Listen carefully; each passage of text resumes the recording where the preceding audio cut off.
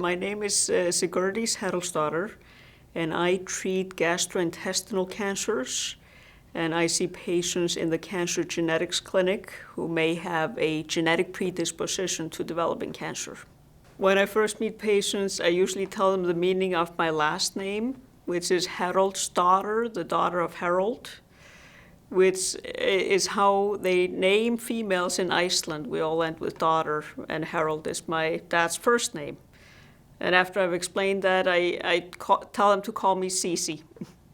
My approach to care is to give patients time to express their feelings, time to ask questions, to meet them where they are, and to tell them the truth about what's going on, and to try to support them through things that they're about to go through.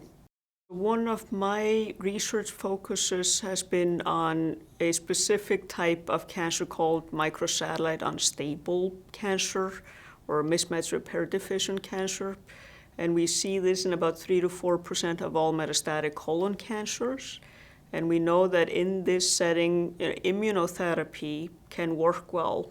Now we're taking these drugs into the adjuvant setting, so someone who has stage 3 colon cancer, where we know that 15 to 20% of those patients will have a microsatellite unstable colon cancer. And now we're looking to see if immunotherapy can be effective in that setting.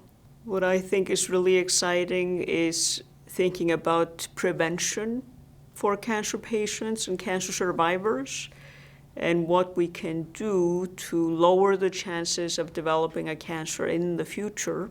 It's amazing to see the resilience in patients and their family members when they're going through times that are often the hardest that they've faced in their lives.